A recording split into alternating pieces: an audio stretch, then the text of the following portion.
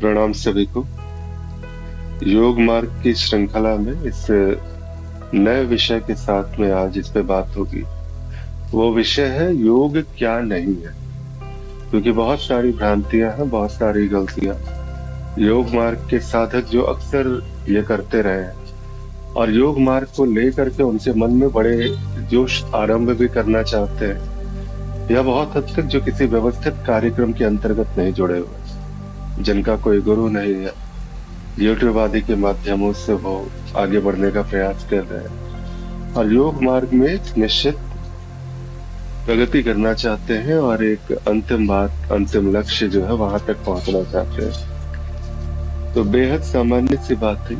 और यहाँ पर क्या होता है ना कि जब एक बिना गुरु के, बिना किसी व्यवस्थित कार्यक्रम के आगे बढ़ा जाता है, तो हमारे मन में बहुत सारी परिभाषाएं, बहुत सारी बातें ऐसी होती है जो कई बार अलग अलग साधकों द्वारा, अलग अलग वीडियोस के द्वारा एक भ्रांति हमारे मन में जो है वो डाल दी जाती है। योग मार्ग बड़ा ही सुंदर मार्ग है, बहुत सुंदर मार्ग है। अगर इस पर आप चलते हैं तो वास्तव में इतना जानिए कि आपने लगभग 90% कार्य जो है आध्यात्मिक का, जो आध्यात्मिक उन्नति का जो कार्य है, वो आपने 90% कर दिया है। अभी जो भी एक पूर्व जन्मों के संस्कार रहे थे, और उन संस्कारों के साथ में जब आप यहाँ तक पहुंचे, अब योग मार्ग में आपकी निष्ठा आ रही है, आगे बढ़ना चाहते हैं, तो 90% तो कार्य कर दिया आपने। 10% जो बचा कुचा है, जो कुछ भी है, वो एक व्यवस्थित कार्यक्रम के साथ में वो पूर्ण हो सकता है। यहाँ पर इस सत्संग के माध्यम से बस मैं इतना बताने का प्रयास कर रहा हूँ कि जो भ्रांतियां हैं योग मार्ग से जुड़ी हुई, वो क्या क्या है, और ये सामान्यतः ये आप भी इससे कनेक्ट कर पाएंगे। जैसे देखिए ना, प्रारंभ में ही जब मैं ये कहता हूँ कि योग क्या नहीं है, तो बहुत सारी अवधारणाएं, जैसे बहुत लोग क्या कहते हैं योग को, ये एक शारीरिक व्यायाम की तरह से है। ये कोई शारीरिक व्यायाम नहीं है, शरीर को तंदुरुस्त करने का जो है कोई उपाय मात्र नहीं है। जैसे ही हम इसको एक व्यायाम का नाम दे देते हैं, क्या देते हैं, कोई एक्सरसाइज है जो हर रोज सुबह सुबह उठ के, जैसे सूर्य नमस्कार और भी बड़े सारे आसन हैं, वो सारे के सारे आसन, पद्मासन, सिद्धासन, ये जो जितने भी है, बहुत सारे आसन है, यहाँ तो अनंत आसन कह सकते हैं।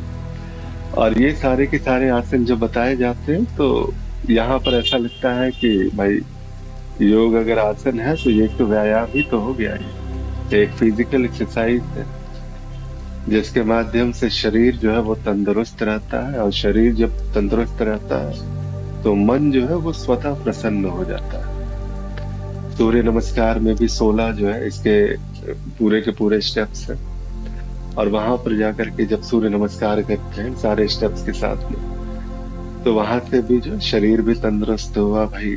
सामने में हम पूरी तरह से निश्चिंत हो गए कि हाँ, सब कुछ, अब शरीर मन सब कुछ ठीक हो गया। और योग का यही तो है फल, और यही है हमारे जो एक सीमित ज्ञान जिसे कहते हैं।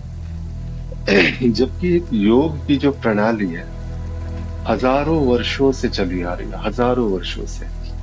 न जाने कितने योगी हुए और कितने महान योगी, जितने भी आप ऋषि मुनि महर्षि, जितने का भी आप नाम जानते हैं, विश्वामित्र से लेकर के वशिष्ठ तक, अगस्त्य से लेकर के जितने भी ऋषि हैं, आप जो भी ऋषि का नाम जानते हैं, सभी कहीं ना कहीं योग साधना में वो तल्लीन पाए जाते हैं। और सबसे बड़े तो हमारे आदि योगी भगवान शिव, जब यहाँ पर क्या वो व्यायाम वगैरह करते हैं, क्या physical exercise, six pack abs वगैरह के लिए, तो ये सब कुछ नहीं है। ये योग जो है ना, वो अंतर मन में उतरने का एक जो है बहुत ही सहज और बहुत ही सुलभ उपाय है। एक योग के प्रयास से जो एक योगी जो है वो पूरी की पूरी, चाहे तो इस पूरी सृष्टि को वो हथेली में थाम ले। एक योगी का बल जो है उसकी कोई सीमा नहीं होती। एक योगी का ही बल होता था कि ऋषि दुर्वासा भी जो है अगर नारायण को भी श्राप दे तो नारायण भी धरती पर उनको आना पड़ जाए।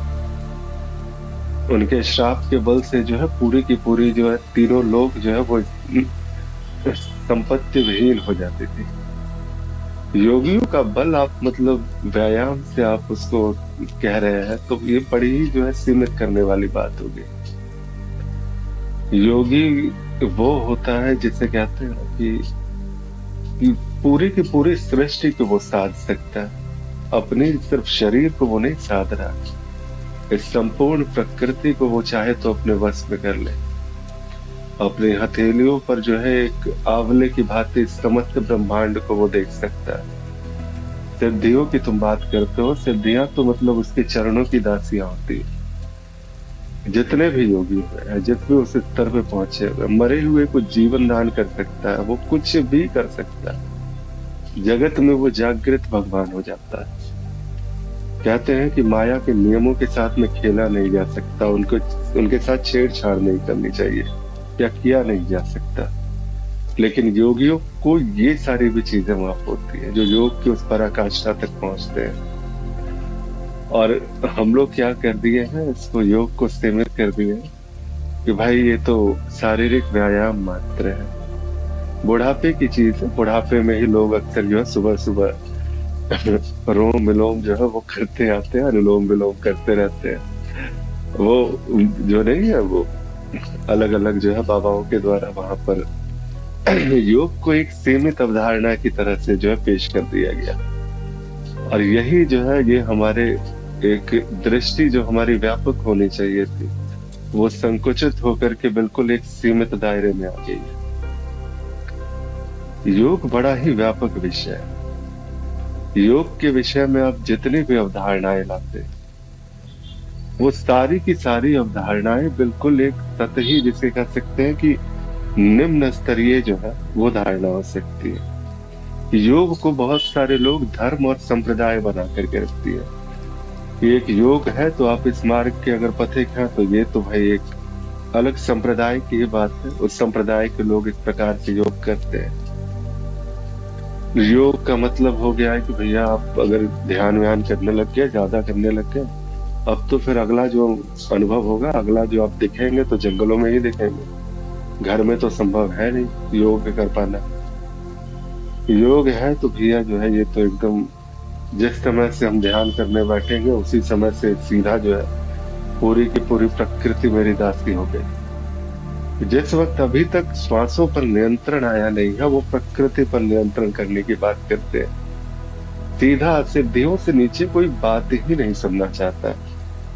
योग मार्ग में एक साधक आता है तो बड़े ही ऊट पटांग से प्रश्न करते हैं सभी के सभी, और आकर के जब पूछना शुरू करते हैं कि सीधे बाबा की ये कौन सी सिद्धि है, यहाँ पर ये बताइए जरा इसके बारे में, स्वप्न सिद्धि के बारे में, छाया सिद्धि के बारे में बताइए जरा, ये कैसे प्राप्त हो जाती है, मरे हुए को लोग जिंदा कर देते हैं, बीमारियों को दूर कर देते हैं, कैसे कर देते हैं, इसके बारे में जरा बताइए।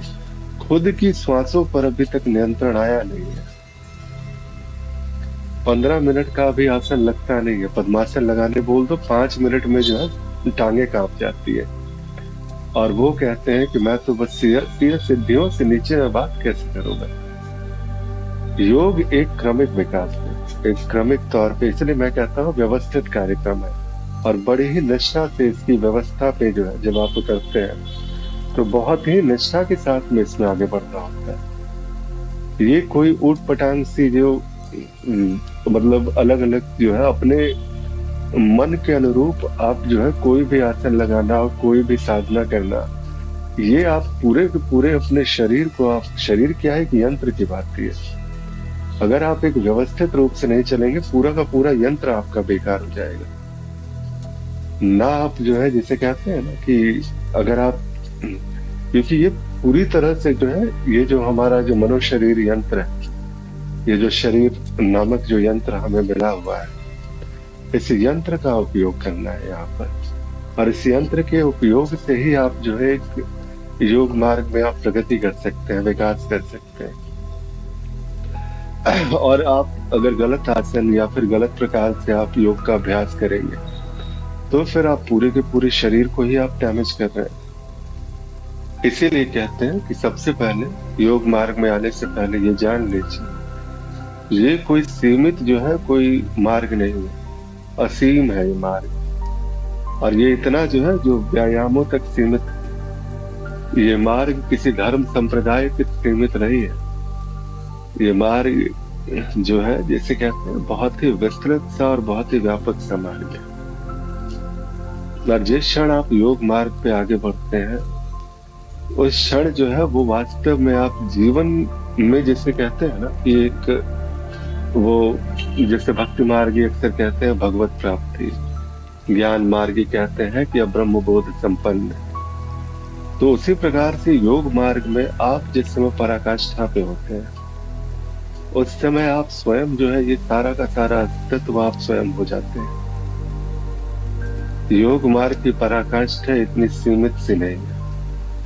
और यहाँ जब भी बढ़ना चाहिए तो बिल्कुल एक गुरु के मार्गदर्शन में और निष्ठापूर्वक सब्र का विषय है। ऐसा नहीं कि आज से आपने शुरू किया और अभी से ही जो है सारी की सारी सिद्धियां वो प्रकट होने लग गई। वो भी स्थितियां की सिद्धियां बनी किस लिए? मनुष्यों के लिए तो बनी ये सिद्धियां। अगर सिद्धियां हैं उसको प्राप्त किया जा सकता है तो वो भी आएंगी, वो भी मिलेंगी आपको। और उस समय भी गुरु आपको बताएंगे कि इसका प्रयोग कहाँ करना चाहिए, कहाँ नहीं करना चाहिए, कौन से साधक को करना चाहिए, नहीं करना चाहिए, सब कुछ बताते हैं। और बड़ा आनंद का मार्ग है ये। हर क्षण इसमें जो है नित्य नए अनुभव प्राप्त होते हैं। पूर्वाभास वगैरह ये सब बहुत जिसे कह सकते हैं ना कि छोटी मोटी बात जो है, बिल्कुल छोटी मोटी बात है यहाँ पे, कि मुझे जो है घटनाओं का पूर्वाभास हो जाता है, मैं किसी के मन की बात जान ले रहा हूँ। आजकल तो जादूगर वगैरह जो है इस प्रकार के करतब दिखाते फिरते हैं। तुम सर्कस में थोड़ी काम करने आए हो, यहाँ पर करतब दिखाने के लिए थोड़ी तुमने इतनी साधनाएं की। तुम्हारे जो इस जीवन का लक्ष्य है, इस मनुष्य जीवन से मुक्ति पाना, आगे प्रगति करना।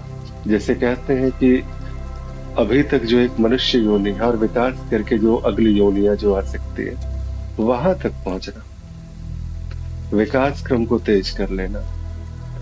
तो जो मूल जो बात है वहां तक आप पहुंचे, एक व्यवस्था के साथ में, अवधारणाओं को साथ में लेकर के मत चलिए। योग मेरे लिए अगर ये परिभाषा है तो यही है परिभाषा। निर्वाण धाम की तरफ से ये प्रयास रहेगा कि हम लोग ये जो है एक श्रृंखला को मैं थोड़ा सा इसको आगे लेकर के चलूंगा। अभी कुछ एक वीडियोस में जो है योग मार्ग से जुड़ी हुई जो भ्रांतियां हैं, एक बेसिक लेवल की अंडरस्टैंडिंग कम से कम वो इन वीडियोस के माध्यम से आपको दी जा सके। और इसके पश्चात भी अगर कुछ बाकी रह जाएगा तो उस पर भी कार्य किया जाएगा।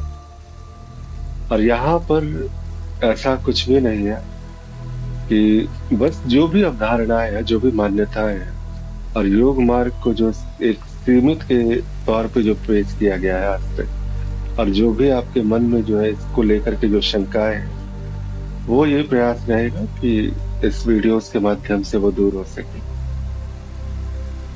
और जैसा भी होगा फिर आगे जिन्हें भी सहायता की आवश्यकता होगी वहां तक वो सहायता मिलेगी। और यहाँ कोई गुरु नहीं है जो बैठ करके तुम्हें सिखा रहा है, इतना जान लो। गुरु कोई व्यक्ति नहीं हो सकता। अगर ये बातें आ भी रही है तो यहाँ कोई व्यक्ति नहीं है जो तुम्हें ये बातें बता रहा है।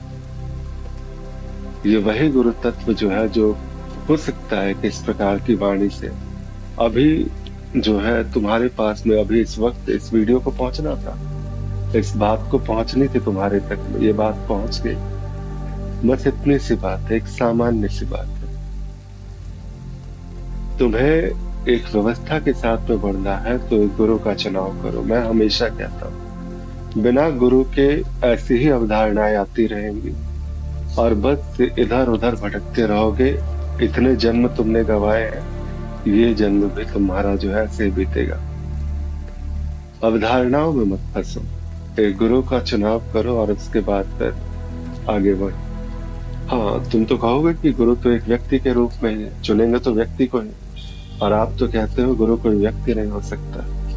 अगर आप वहां पर जाते हो, एक मार्ग में चलते हो, भले ही आपने व्यक्ति को देखा और व्यक्ति देख करके आप आगे बढ़ते हो, लेकिन जब समर्पण होता है, जब निष्ठा आती है, तो वहां पर कभी भी वो निष्ठा जो है, जैसे जैसे आपकी आएगी, जैसे जैसे आपका विकास होगा, वैसे वैसे मेरी ये बात भी समझ में आएगी कि वहां कोई व्यक्ति कभी था भी नहीं, और व्यक्ति जो है वो आपको वो उस अंतिम लक्ष्य तक पहुंचा भी नहीं सकता, क्योंकि जिसने अंतिम लक्ष्य तक आपको पहुंचा दिया, वो फिर वो एक वो तुम खुद जो है, जैसे कहते हैं ना, शिष्य भी वहां पर वो बचता नहीं है। शिष्य भी एक व्यक्ति थोड़ी रहता है फिर वहां, वो तो वही परम तत्व हो चुका होता है। तो वही है बात। चलिए, मुझे लगता है कि आज के सत्संग के लिए संपूर्ण रहा चर्चा। जैसे भी रहेगा, इस पे अलग अलग विषय पे मैं प्रयास करूंगा आगे। आपके मन में भी अगर कोई विषय हो जिसपे आपके भाव हो, तो वो अवश्य मुझे भेज सकते हैं। मेरा संपर्क वीडियो के डिस्क्रिप्शन में दिया भी हुआ होगा, और या फिर nirvanadham.in, वहां पर आप मुझसे संपर्क कर सकते हैं। प्रणाम सभी।